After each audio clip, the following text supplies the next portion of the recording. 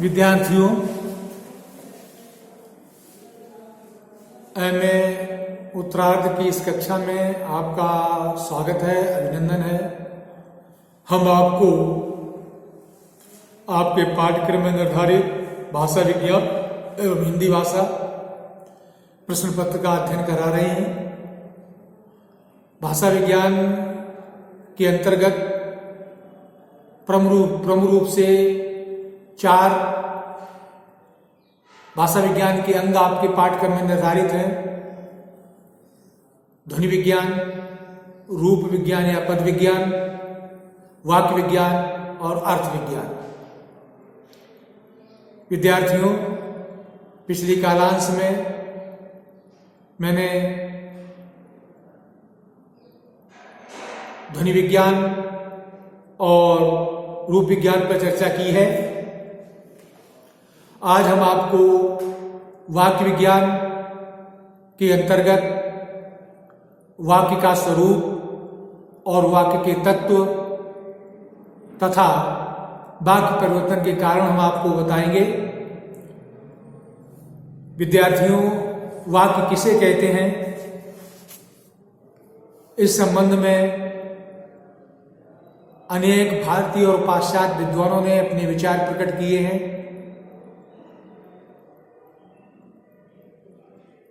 भारतीय विद्वानों में पतंजलि से लेकर भर्तृहरि, आचार्य विश्वनाथ, मम्मट इत्यादि अनेक आचार्यों ने अपनी दृष्टि से वाक्य की परिभाषा प्रस्तुत की है। सामान्यतः ये कहा जाता है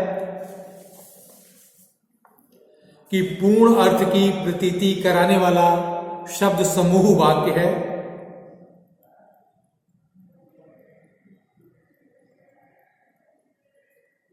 विद्यार्थियों, कई बार एक सार्थक शब्द भी अर्थ की पूर्ति एक सार्थक पद भी अर्थ की पूर्ति करा देता है।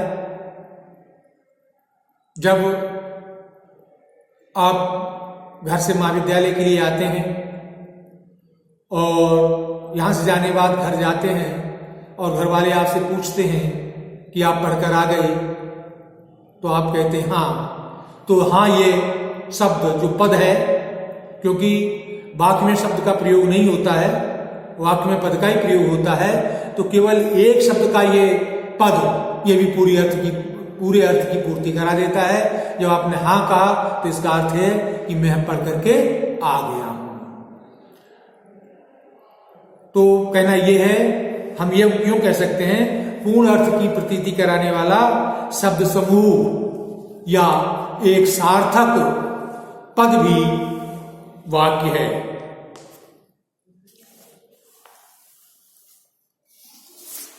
आचार्य विश्वनाथ ने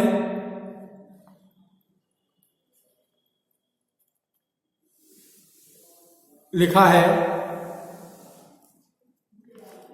आकांक्षा योग्यता आसक्ति सन्निधि वाक्यम, कि वाक्य आकांक्षा, योग्यता और सन्निधि से समन्वित शब्द समूह वाक्य है। इसमें देखा जाए तो आचार्य विश्वनाथ ने 3 वाक्य के तत्वों का प्रयोग किया है, माने हैं आकांक्षा, योग्यता और सन्निधि। आकांक्षा का तात्पर्य है जिज्ञासा, अर्थात वह शब्द समूह वाक्य है जो श्रोता की आकांक्षा को पूर्ण करता हो, अर्थात उसे सुनने के बाद श्रोता के मन में उससे संबंधित जिज्ञासा तृप्त हो जानी चाहिए, तब वो वाक्य है। जैसे कोई कहता है खाया, अभी अपने में वाक्य नहीं है, क्योंकि श्रोता की जिज्ञासा है कि क्या खाया, क्या नहीं खाया, आदि आदि। जब कोई कहता है कि मैंने खाना खाया, तो अपने में वाक्य है, क्योंकि यहां पर सुनने वाले की जिज्ञासा शांत हो गई है, वो समझ गया है कि आपने खाना खा लिया है। योग्यता का तात्पर्य है कि वाक्य में जो पदों का प्रयोग किया गया है उनके अंदर योग्यता है कि नहीं, अर्थात उनमें वो सामर्थ्य है कि नहीं। जैसे कोई कहता है कि अग्नि से सिंचता है, तो विद्यार्थियों अग्नि से सिंचता है, यह भले ही व्याकरणिक दृष्टि से कोई कह दे कि वाक्य सही है, इसमें कर्ता है, क्रिया है, आदि आदि, लेकिन अग्नि में सिंचने की सामर्थ्य नहीं है। सिंचने की सामर्थ्य जल में होती है, अग्नि तो जला देती है, इसलिए इसलिए वाक्य नहीं है, क्योंकि अग्नि से सिंचता है, ये वाक्य इसलिए नहीं है कि अग्नि में सिंचने की सामर्थ्य नहीं होती है, सिंचने की सामर्थ्य जल में होती है। तो जो शब्द हम प्रयोग कर रहे हैं वाक्य के अंतर्गत, उनमें योग्यता भी होनी चाहिए। और सन्निधि का तात्पर्य है समीपता, अर्थात वाक्य के जो शब्द हैं, वाक्य के जो पद हैं, उनमें समीपता होनी चाहिए। कोई अगर अभी कहता है कि मैंने, दोपहर में कहता है खाया, दोपहर में कहता है खाना, और शाम को कहता है खाया, तो अपने में ये वाक्य नहीं है। इसलिए नहीं है कि इसमें सन्निधि का अभाव है। आपने अभी कह दिया मैं, 4 घंटे बाद कहते हैं कि दिल्ली, और शाम को कहते हैं जाता हूं, तो ये अपने वाक्य इसलिए नहीं है कि इसमें जो पदक्रम है उनमें अन्विति नहीं है, उनमें सन्निधि नहीं है।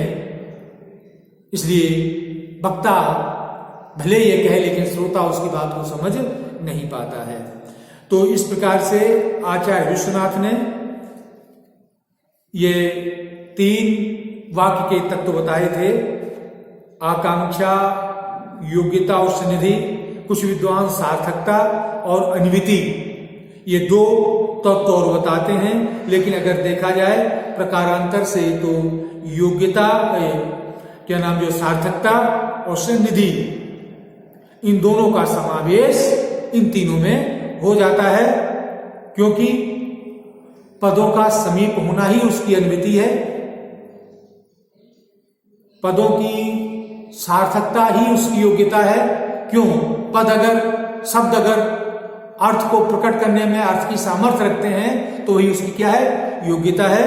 तो मूल रूप से 3 ही तत्व ठहरते हैं वाक्य के, आकांक्षा, योग्यता और सन्निधि, सार्थकता और अन्विति। ये 2 जो हैं इन्हीं में ही समाहित हो जाते हैं। इस प्रकार से भले ही विद्वानों ने 5 तत्वों की, सार्थकता, योग्यता, आकांक्षा, सन्निधि और अन्विति की चर्चा की हो, लेकिन गहराई से देखते हैं तो ये 3 तत्व ही वाक्य के रहते हैं। अब हम आपको बताते हैं विद्यार्थियों वाक्य परिवर्तन के कारण। विद्यार्थियों, भाषा के अन्य अंगों, ध्वनि, पद और अर्थ की तरह वाक्यों में भी परिवर्तन होता रहता है। किसी भी भाषा के विकास को देखने से सहज ही पता चल जाता है कि उसकी वाक्य रचना में पूर्वापेक्षा परिवर्तन हुआ, अर्थात पहले की अपेक्षा बाद में क्या हुआ? परिवर्तन हुआ है। क्योंकि वाक्य रचना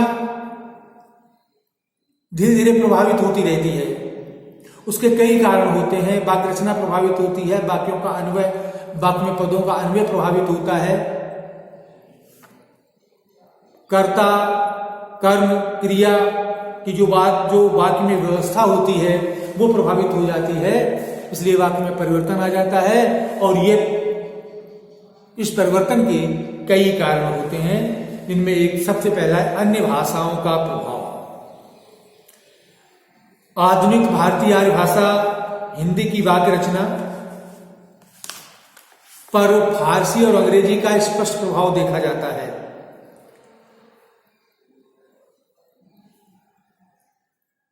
अंग्रेजी में का प्रभाव वाक्यों पर कैसे पड़ता है? जैसे एक व्यक्ति दूसरे से कहता है कि उसने कहा कि मैं आऊंगा, अब ये वाक्य अंग्रेजी के प्रभाव से लोग बोलते हैं, उसने कहा कि वह आएगा। तो उसने कहा कि मैं आऊंगा के स्थान पर उसने कहा कि वह आएगा। ये जो प्रभाव है ये अंग्रेजी वाक्य रचना का प्रभाव है।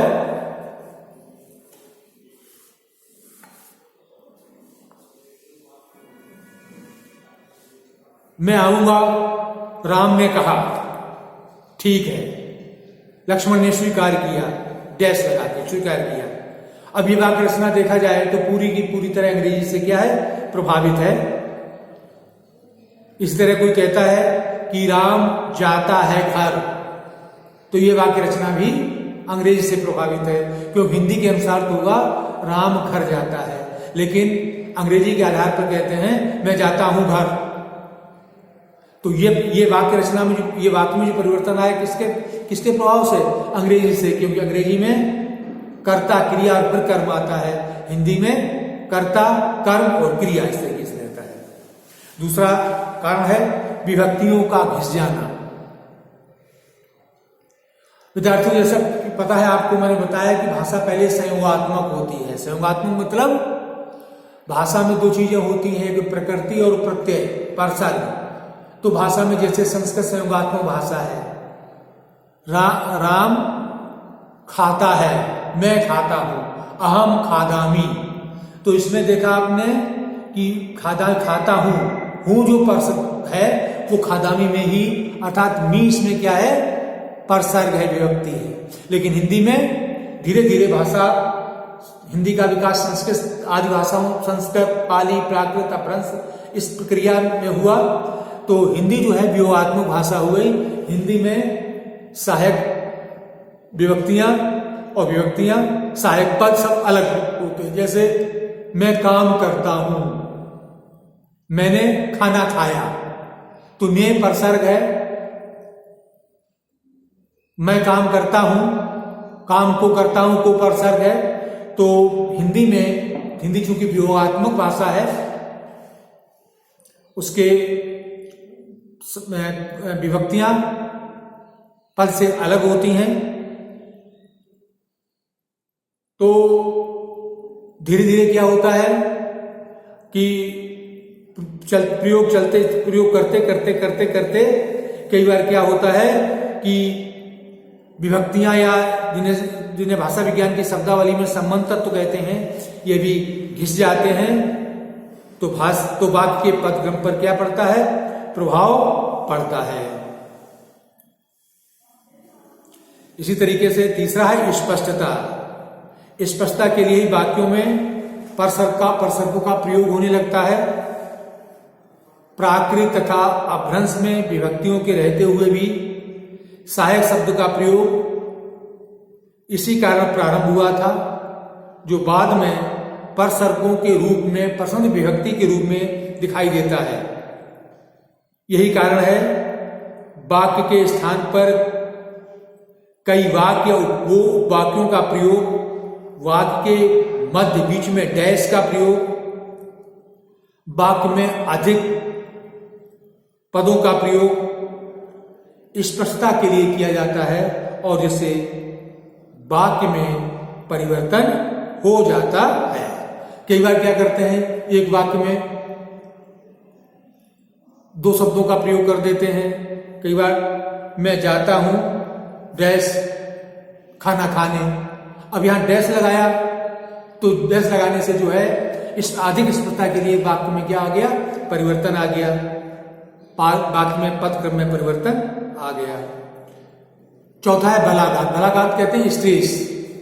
जब हम किसी शब्द पर, किसी चीज पे किसी शब्द पर बल देना चाहते हैं तो वाक्य में परिवर्तन हो जाता है। जैसे एक वाक्य है, अभी खाना नहीं खाया है, सामान्य है। जब हम जोर देकर कहते हैं खाना अभी नहीं खाया है, तो चूंकि खाने में हमने स्ट्रेस दिया, तो एक सामान्य वाक्य था अभी खाना नहीं खाया है, लेकिन हम कहते हैं खाना अभी नहीं खाया है। तो यहां पर बलाघात के कारण, खाना शब्द पर स्ट्रेस देने के कारण वाक्य में परिवर्तन हो गया, अर्थात वाक्य का जो पदक्रम था वो परिवर्तित हो गया। अभी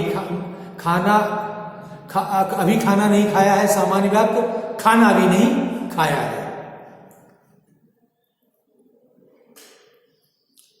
मानसिक स्थिति, भाषा में वाक्यों की रचना पर वक्ता की मानसिक स्थिति का भी पर्याप्त प्रभाव पड़ता है।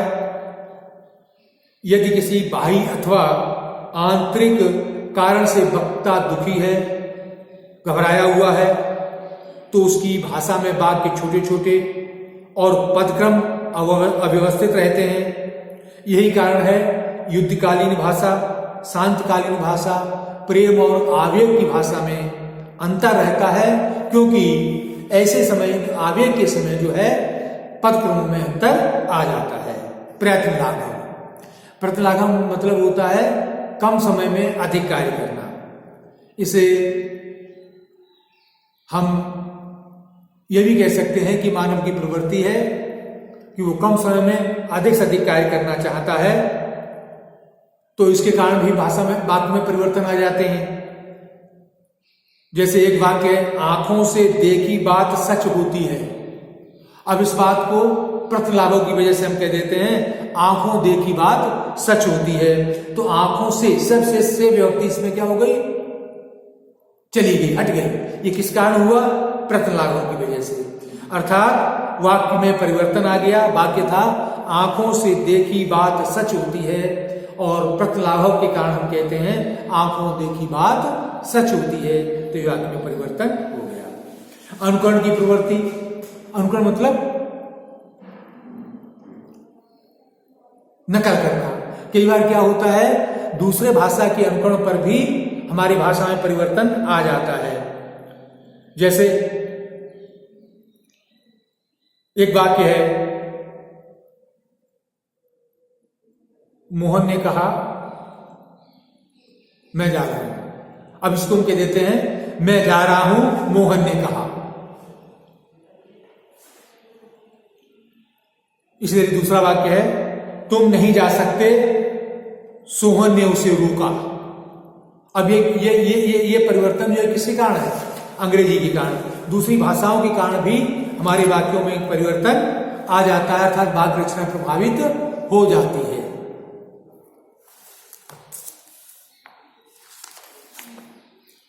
अगला है नवीनता का प्रयास। कई बार हम नवीन लाने के लिए वाक्य का प्रयोग करते हैं, तो वाक्य में पदक्रम बदल जाता है। जैसे उदाहरण के लिए एक वाक्य है, यह स्थान मनुष्य मात्र के लिए है। अब इसमें नवीनता लाने के लिए कि यह स्थान मनुष्य मात्र के लिए है, के स्थान पर हम कह देते हैं यह स्थान मात्र मनुष्यों के लिए है। तो इसमें एक नवीनता दिखाने की, उसमें वाक्य के पदों में क्या हो गया है, परिवर्तन हो गया है। तो इस तरीके से परिवर्तन आ जाता है। अज्ञानता के कारण, अज्ञानता में अज्ञानता रहती है। जैसे दरअसल में, अब दरअसल का अर्थ भी वही है, में का अर्थ भी वही है। तो दरअसल में, दर हकीकत में, सज्जन पुरुष। अब ये जो है इन डबल वाक्यों का हम प्रयोग कर देते हैं। दरअसल में, दर हकीकत में, सज्जन पुरुष। तो ये ऐसा प्रयोग करते हैं तो वाक्य में परिवर्तन आ जाता है। ये सब अज्ञानता की वजह से ही होता है। दरअसल का अर्थ भी वही है, में का अर्थ भी वही है। तो इस प्रकार विद्यार्थियों, मैंने आपको ये इस कालांश में बताया कि वाक्य किसे कहते हैं। तो मैंने आपको बताया पूर्ण अर्थ की प्रतीति कराने वाला शब्द समूह वाक्य है। हम इसमें और संशोधन करते हुए कहते हैं कि पूर्ण अर्थ की प्रतीति कराने वाला शब्द समूह, या कई बार एक शब्द जो पद कहलाता है वो भी वाक्य होता है। वाक्य के 5 तत्व हैं, सार्थकता, योग्यता, आकांक्षा, सन्निधि और अनुवृत्ति के। इनमें से 3 तत्व ही महत्वपूर्ण हैं जो आचार्य विश्वनाथ ने बताए हैं, आकांक्षा, योग्यता और सन्निधि। बाकी सार्थकता और ये क्या नाम, अनुवृत्ति, ये दोनों उनमें ही समाहित हो जाते हैं। वाक्य परिवर्तन का कारण यह है कि वाक्य के क्रम में किसी न किसी कारण से परिवर्तन हो जाता है। तो उन परिवर्तन के कारणों में पहला है अन्य भाषाओं का विकास, अन्य भाषाओं का प्रभाव, दूसरा है विभक्तियों का घिस जाना, तीसरा है स्पष्टता, चौथा है बलाघात, पांचवा है मानसिक स्थिति, अगला है प्रत्नलाघव, और अगला है अनुकरण की प्रवृत्ति, अगला है नवीनता का प्रयास, और अंतिम है अज्ञान। ये मोटे तौर पर प्रमुख परिवर्तन के कारण है वाक्य के। और भी कारण हो सकते हैं, लेकिन ये मैंने आपको वाक्य परिवर्तन पर प्रमुख कारण बताए। तो विद्यार्थियों, आज हम इस कालांश में यहीं तक रहने देते हैं। अगले कालांश में हम आपको वाक्य परिवर्तन की दिशाएं समझाएंगे। तब तक के लिए आपसे विदा लेते हैं।